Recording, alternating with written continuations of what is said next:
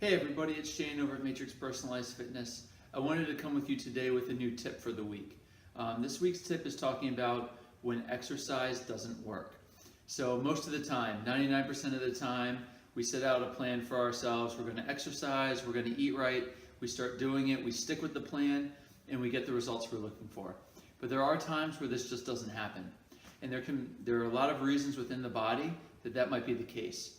And today I wanted to give you some examples of why that might be and why you really want to consider what's going on with your brain and your nervous system when you are doing exercise. So some of the things you may want to gain through exercise are things like strength, maybe speed, or mobility. So let's take a look at strength. There can be a very direct route of how the nervous system might not allow your body to build strength. We have nerves that run from our brain all the way down into our muscles. That's how the muscles get the signals to know when to contract and relax and things like that. Well, if we have some type of impingement, some type of block in a nerve going to one of our muscle, those signals are not going to get there very well. So if that happens, there's no chance for that muscle to ever contract properly and get stronger. So no matter how well you exercise and how well you eat, you're always going to have trouble being strong in that muscle until you alleviate whatever the pressure is or impingement is on the nerve. Another example of this that might be a little less direct is something if you had a jammed joint.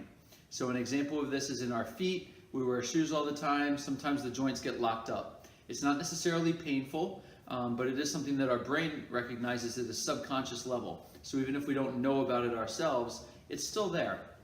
When this happens, the brain perceives it as a threat. And so now if we were to try and land on that ankle, the brain might not be able to land the way it wants to. So what it does to help protect the ankle joint is it turns off the muscles above the ankle that might allow you to, say, jump really high so that you won't have the ability to have to land on an ankle that it doesn't quite trust. So until we open up that joint, the muscles of the thighs and the butt, powerful butt muscles, are not going to let you do the jumping. So if you're doing an exercise like a squat, which uses all of these muscles, the muscles might be turned down to a level to not allow you to achieve the goals that you're looking for. Additionally, if we're talking about flexibility, the ability to rotate or to extend and bend, particularly if you're into yoga or exercises like that, if we have something going on in our viscera, so what that means is our internal organs and all of the fascia that wraps those organs up. If there are some knots in the fascia, or if one of our organs has been minorly damaged through just like contact or something like that, there's some small inflammation, we're not necessarily, again, going to know that on a conscious level, but our brain is going to be feeling it on a subconscious level. In this case, the brain's going to want to protect that organ, and it's going to limit movement about it.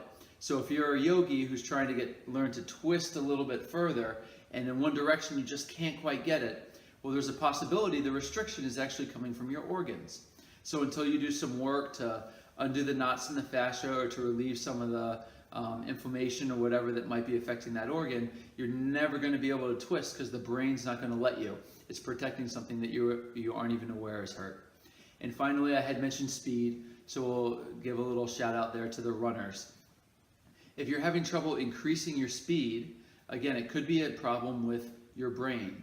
Your eyes and your inner ear, which is in charge of your balance, but also your relationship to gravity, work tightly together to make sure that your vision is stable and that you know where you are in space. If you're having a small issue with one of these problems, particularly the inner ear, an activity like running, where you're bouncing up and down, changing your relationship to gravity, is going to be very stimulating to the inner ear.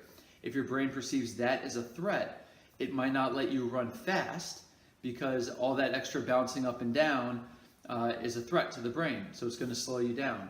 In addition, if your vision can't pick up what's coming at you clearly, or if your eyes can't stabilize while you're bouncing, again, your brain's not going to let you do that. It's going to keep you slow no matter how good your training is, how good your nutrition is, and how much effort you put in. So just some interesting things to think about in relationship to exercise and when it isn't just working. There might be other parts of your body, nervous system that you need to really dig into to find those golden nuggets to increase your performance.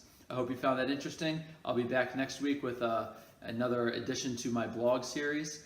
And so I hope you check in on that. And again, if you have any questions, feel free to post them below this. I'll be happy to answer them for you. Take care.